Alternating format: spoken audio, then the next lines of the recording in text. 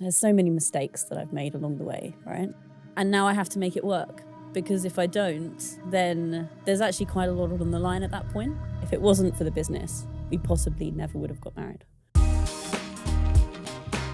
Welcome to the NatWest Business Show. I'm Angellica, and today I have the pleasure of talking to Alex Rico-Lloyd about her unique business journey. Alex is the co-founder of Bike Club and a business leader to be reckoned with. She has a deep passion for cycling and a commitment to empowering the next generation to get out and ride. We'll be delving into her journey, discussing the art of balancing work and home life, whilst exploring her advocacy for underrepresented communities. If you've got an idea that could change consumer behaviours or want to get it off the ground, do listen in. Welcome, Alex. It's great to have you here. Thank you for having me here. Very exciting. Now, before we get into your story, I want to ask you about a business confession. So this could be a moment of failure that helped shape who you are, or a business blunder that gave you a valuable lesson. So what is that confession? It's a really difficult one, because I think there's so many mistakes that I've made along the way, right? Mm-hmm. But I think if you're to go with a big confession, I started out the business with my boyfriend at the time, and we later got married and had children and stuff, and now we're getting divorced. And I think my big confession is that I think we made very good business partners, but having reflected on the relationship, I think if it wasn't for the business, we possibly never would have got married. So this is quite a big confession, because it's about business, and you could say pleasure, something that people don't, that people don't open up about, but you're very candid about that.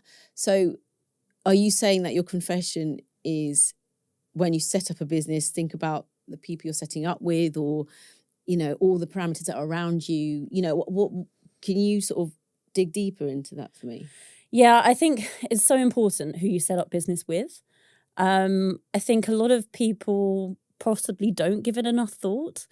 And I think we were very lucky with the fact that, he had a very particular skill set. I had a very particular skill set. Actually, we come from very different backgrounds, and we were able to come together in this kind of almost perfect blend of let's get going. And we've got the kind of perfect co-founding team.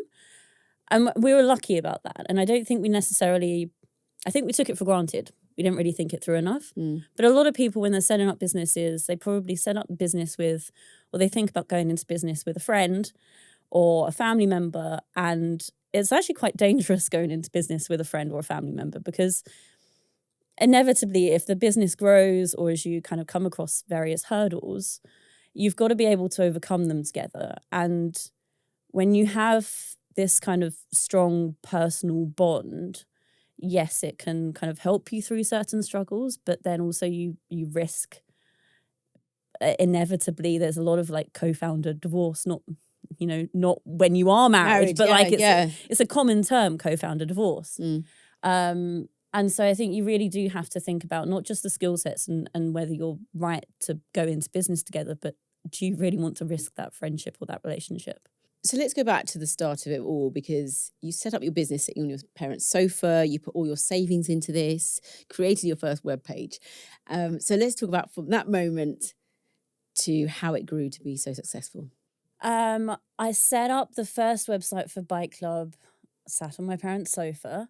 And at the time, we only had money to buy 10 kids' bikes or whatever. So that was, I guess, a project for us. Okay, we'll buy some children's bikes and see what happens. So the Bike Club offers subscription kids' bikes, which you exchange as they grow. And we had enough money for 10 kids' bikes, and they just seemed to go. I think our first customer was somewhere in Scotland, and initially we said we'll only service Greater London, where we can drive and drop off the bike. And so it was, I guess, this kind of community bike renting feel to it. But we very quickly realised that actually there's a lot of demand outside of Greater London, so we should just service the rest of the country as well. So you get couriers on board, and you kind of set up this operation that services the whole of the UK. And then we needed to find funding. So My boyfriend at the time remortgaged his flat. We took out loans and credit cards and borrowed money from family and friends. And I guess it was a little bit less risky for them because they knew that at the end of the day there were some kids' bikes out there that they'd brought indirectly. Yeah. But at the same time, we had these addresses of where we were sending these bikes to, and we didn't know who we were sending them to. And it just kind of grew from there, a little bit of digital marketing and advertising online that got the word out, and the membership grew. So the aim was to make cycling more affordable and sustainable and allow children to have that experience that you felt so passionate about. Yeah, because as an adult, to buy bikes for your children every couple of years or whatever, and actually a child on average exchanges their bike every 12 to 15 months. So it's every single year you're buying a new kid's bike. And I don't know whether you've done a clear out of your house at all recently, but if you go to the dump, there's always a bike. Yeah. And it's heartbreaking because a lot of the time you look at it and yes, it might need some new brake pads or something, but actually the frame of a bicycle, that can last for many years.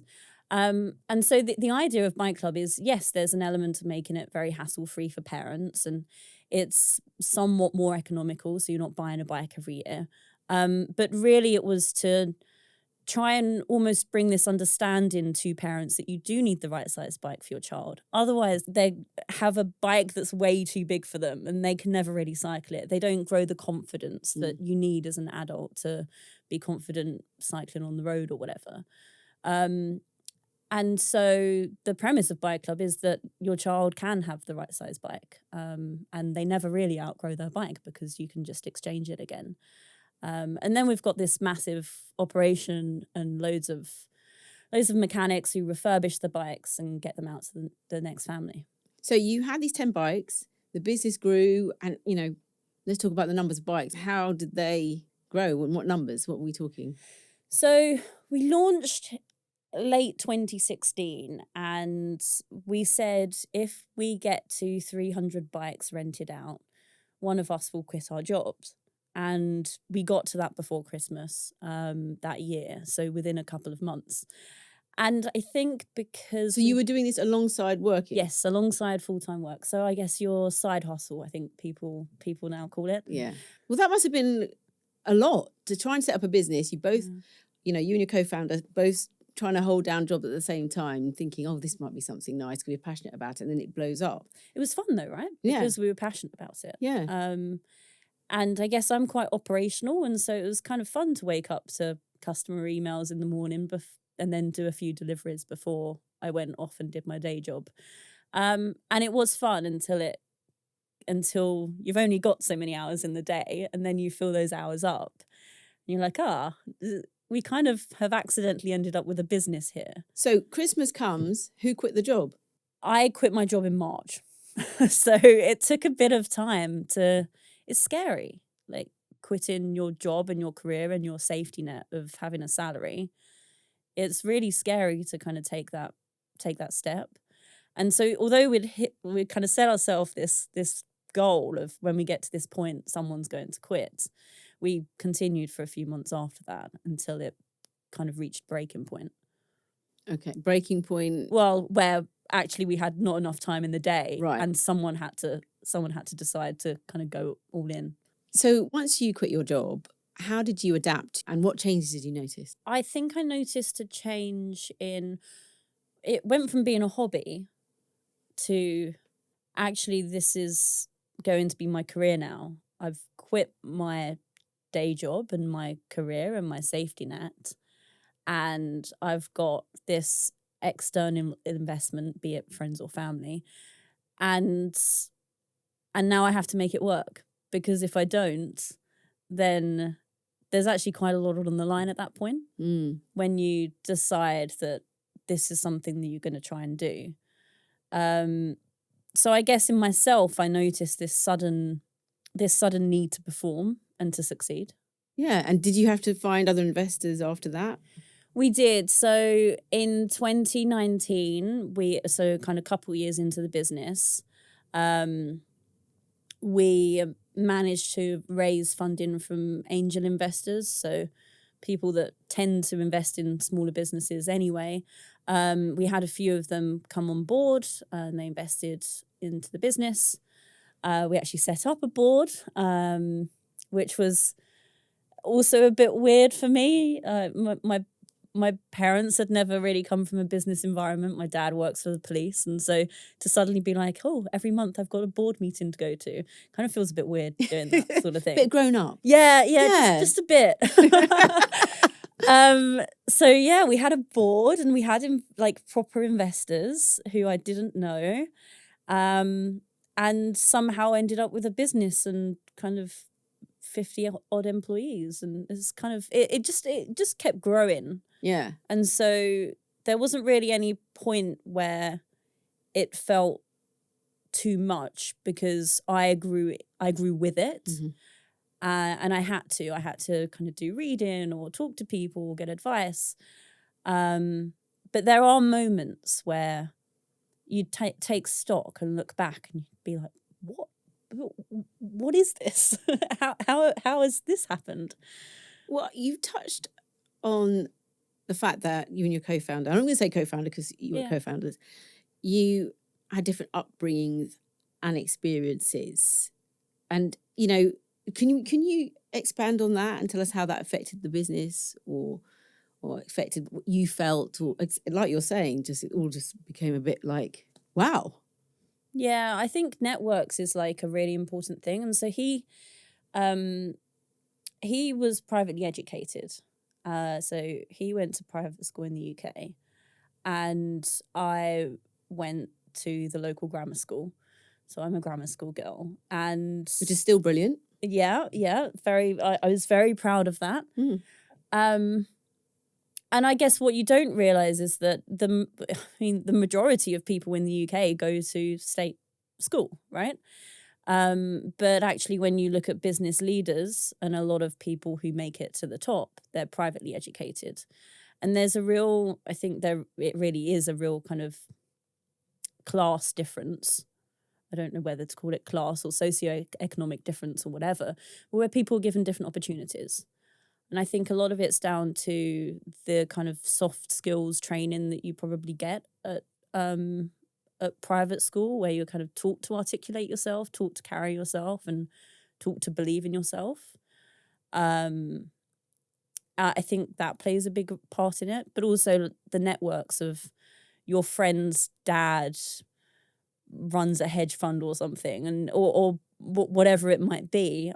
I didn't have that and he did. So if we had an issue that like a business problem that we came up against, whether it was employment related or tax related, his parents would know someone. So did that take away some of sort of the decision making, or maybe, you know, when you start a business, and I've spoken to a lot of people, they say that, you know, working that out, the hustle is part of it, and also doing it on your own. But if you've got it there, does that sort of take away that experience, or did you just go with it, or did you? I mean, I'm trying to work out, you know, how that impacted you and your business. Yeah, I mean, I wouldn't say it takes away the hustle. There's definitely a lot of hustle. Our first, now we've got warehouses and mechanics and everything, but when we started out, we packed his flat full of bikes in boxes, and then we moved, and actually our first employees came to work from the flat. Why they chose to take up that sort of employment, I don't know, but forever grateful that they did. And then the kind of second warehouse was a friend's garage. And so there's still elements of hustle along there. I just think that maybe parts of our journey were a little bit easier because he had that network to fall back on. And this is why communities, I think, are so fantastic. And when we moved into a co-working space, that was a real difference for me, because suddenly, instead of it being him the only one who had a support network, I was able to start making friends in the co-working space who were kind of going through similar stages or had been through a similar stage that I was going through, and were able to kind of support, like, friends in business that were able to support me.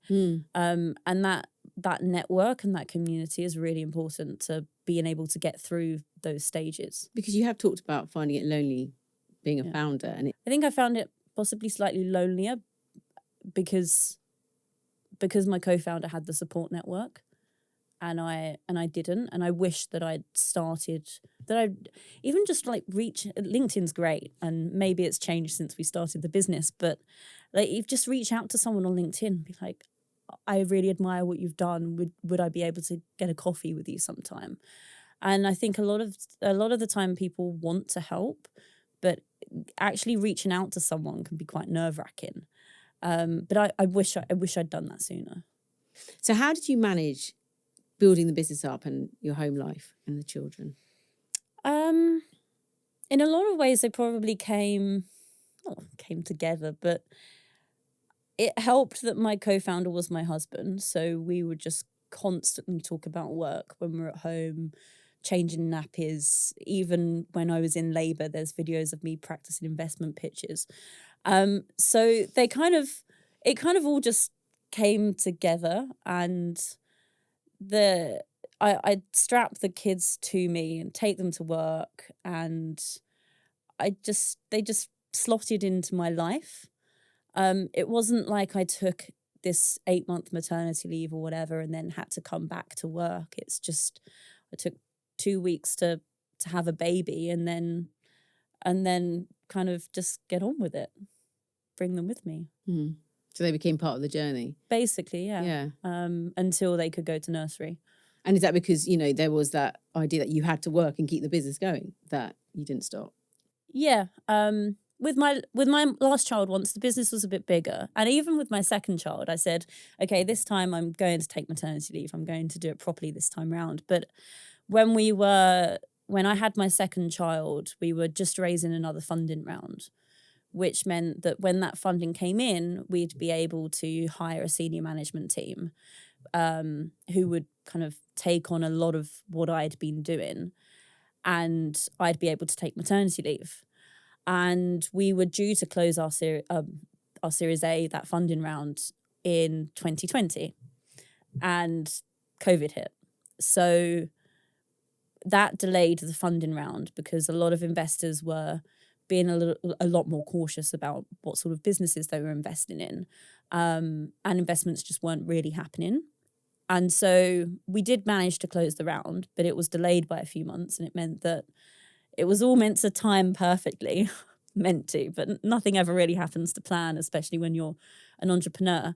And it didn't time perfectly. And when I had her, we still hadn't closed the funding round. We weren't able to hire those people. And so it was a necessity, because if I hadn't kept going into the business, we wouldn't have continued growing. We wouldn't have ended up with that funding, and either the business wouldn't have survived, which is probably a bit too extreme, or it would have just taken a lot longer to get to where we got to. So I guess there's moments where you've had to just sort of bite the bullet, but then other times where you can sit back and let the business do its thing. No, I think sitting back and letting the business do its thing was really a lot later on. Once we did have that kind of senior team in. And it's really exciting when you get to a point where you're able to hire people who have had really long careers in whatever they're doing. Take it, for instance, marketing. And you're able to hire like a really, really good heavy hitter. And it's really exciting to watch them suddenly just completely transform the business in a way that you wouldn't have been able to do. But as an entrepreneur, like you said, it's the hustle. You've got to learn to do all of these things to a certain degree, but you can never be a pro, you can never be an expert. But being able to hire people really does change things. I think I've grilled you enough. Have I grilled you enough? Yeah, I'm like sweating. Right, we're going to interrupt things now. And this is a little section we call Trending Takes. All right, now I'm going to pose some debatable statements based on things we've talked about to you Okay. right now, things that have been found online. And it'd be good to God. hear your thoughts. Trending take number 1. Selling your business should be the end goal. Okay. Business, inevitably. Why do you start a business? To make money. I think that's obvious, right? A business needs to be able to make money, to be able to make an impact, to continue to grow. I think that it's much more difficult to grow a business and kind of do the hard work if you're not on board with actually trying to change something, do something better. But then that's me. And some people are motivated by money, and that's not me. I'm not motivated. I'm not motivated by money. I was always motivated by the purpose and the vision and the kind of doing good and changing the world. Okay, here's another one. Bootstrapping is the most effective way to start a business.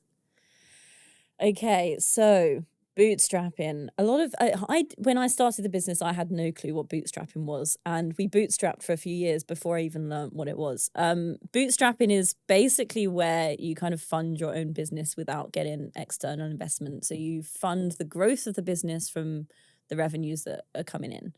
And so we say that we bootstrapped for a few years because we got investment from family and friends, and directors' loans and kind of remortgaging and credit cards and loans and stuff. And that managed to fund our growth for the first few years. Now, our growth could have been quicker if we hadn't bootstrapped and if we'd got external investment, because we wouldn't have been relying on kind of waiting for some of those memberships to kind of run their course so that we could buy new bikes. Second time round, I would probably raise money earlier and do it sooner. Maybe because I have more faith in myself. Maybe because I know it's possible. Maybe because I've already learned some lessons. I think if you grow too quickly, you can either lose your purpose or you can lose the business. You kind of come across so many difficulties and you don't know what to do, and so many hurdles and challenges. So I wouldn't say bootstrapping is necessary, but I think it helps to kind of work out those earlier problems and have time and space to deal with them. And how about this one? A good business doesn't need to reinvent the wheel. Excuse the pun. I didn't write this one. A good business doesn't need to reinvent the wheel. I think a lot of the time people don't start a business because they feel that it's just not a good enough idea. And you sit there and you debate on, I need this life-changing idea that no one's ever thought of before. I mean, the reality is someone probably thought of your idea before you. They just didn't do anything with it. But also, I think a lot of good businesses out there don't reinvent the wheel. They sell hair clips, or but they can make a really good business from that. You don't need to reinvent the wheel. On that note, that wraps up this section. Thank you so much. And if you're watching this podcast on YouTube, get involved in the comments, as we'd really love to know what you think of those trending takes. Alex, let's discuss you leaving Bike Club and leaving the business that you set up. Why did that happen? I guess as a founder, you kind of go through this point where you wonder whether the business actually needs you anymore. And you've got kids, right? Mm. So, and they will get to the point Well, they won't need me. They won't need you. And it is, I did get to that kind of similar point with the business. Like, how much longer does this business need me? And am I the right person to be taking this business to the next level? And I think what made my decision a little bit easier, and maybe made me make that decision a little bit more prematurely, was the fact that the business went international. So we were operating only throughout the UK. And then post-COVID, we set up an office in Gibraltar, which all our customer service and administrative functions started going through. So I was kind of part of that for a bit, and a lot of travel involved. I took the kids with me, and we'd kind of make it work, but it was pretty tiring. And then the business strategy was very much to go into Europe and be this kind of leader of family cycling within Europe. And I had to do a bit of soul searching, like what sort of mother do I want to be? How often do I want to tuck the kids into bed at night? And can I realistically, can I do that whilst growing this international business? And the answer to that was no. So I guess at that point I knew I needed to leave, and I needed. But then some to work people it listening out. might think, okay, well, that's fair. You know, you love your family, you're a great mother, but couldn't you have been still part of the business and still, you know, have eyes on it or something? You literally left. Yeah, I actually tried. I tried changing my role, and kind of taking a slightly different role within the business. But I think for me, I was so, maybe because I was so passionate about it, I was quite intertwined with this identity of me and Bike Club. And I had been so involved, through having kids. I'd laid in hospital beds and continued working, and it was almost like this unhealthy obsession in a way. And for me to be able to continue being a part of Bike Club, but in a slightly different role, one, was that a role that I wanted? I'm young, I've got a whole career ahead of me. Did I want that role, or did I want to kind of go off and explore other options? And I felt ultimately I probably had a lot to give the world. And it felt like the right time to leave. And the way that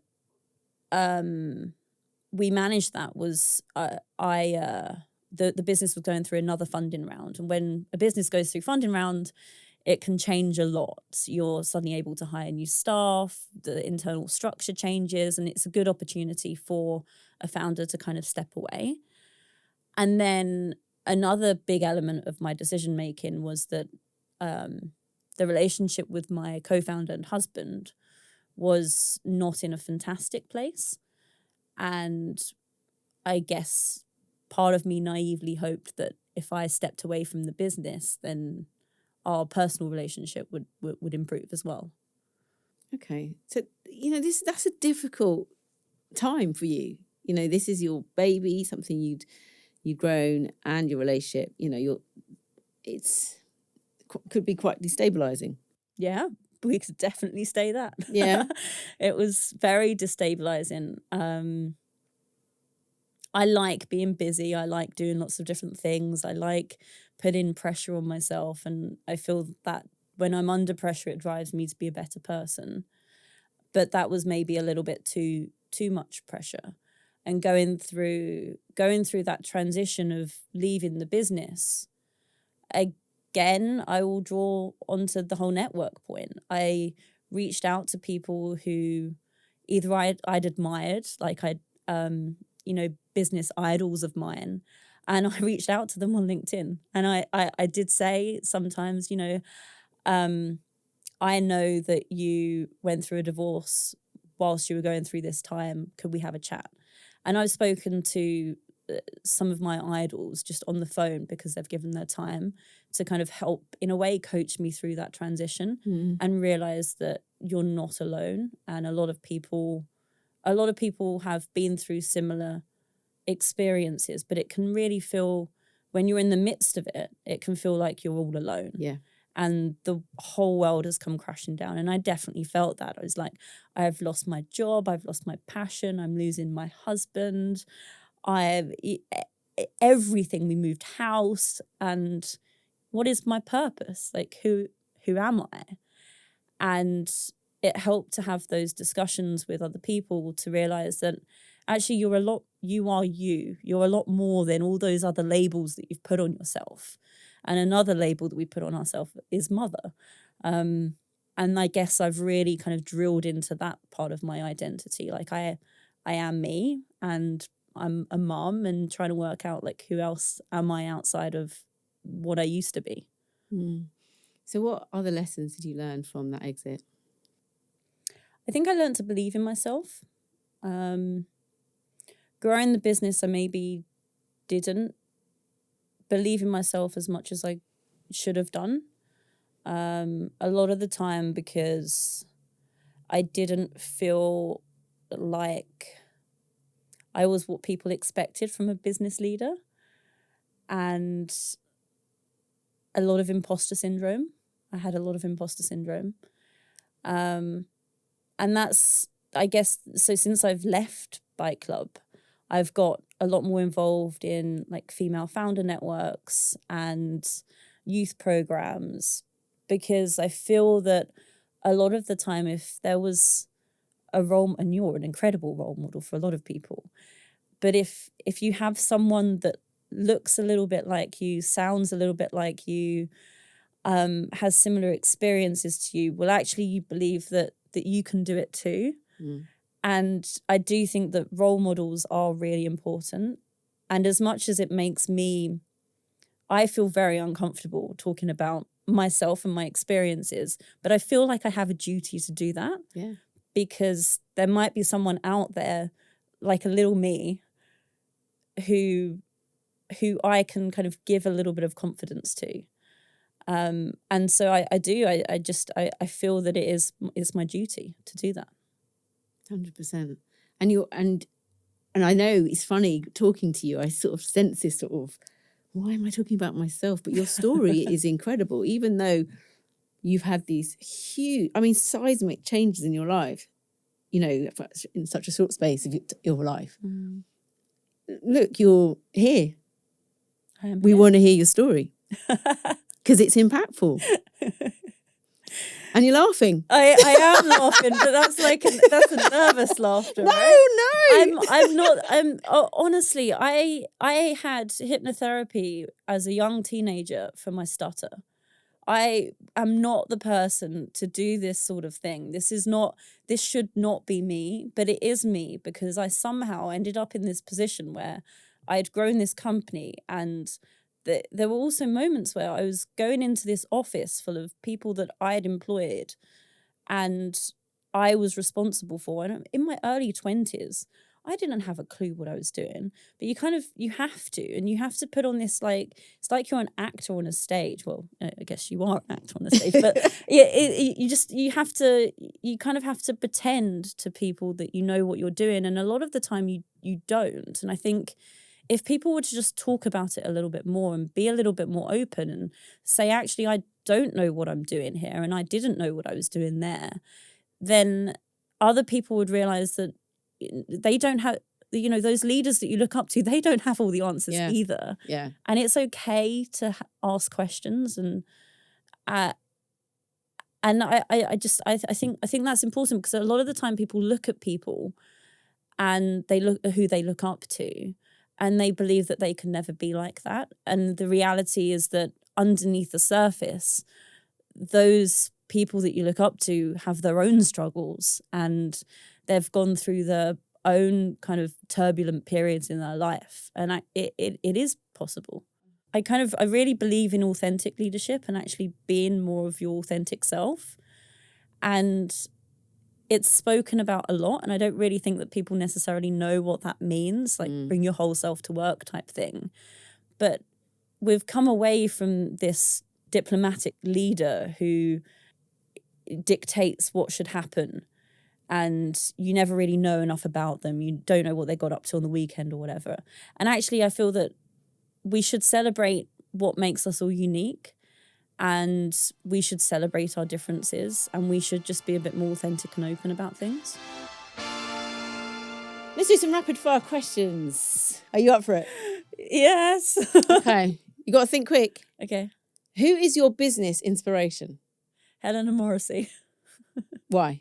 She has a lot of children. And she somehow did it. Okay. What advice would you give your younger self? Oh, build a network, believe in yourself.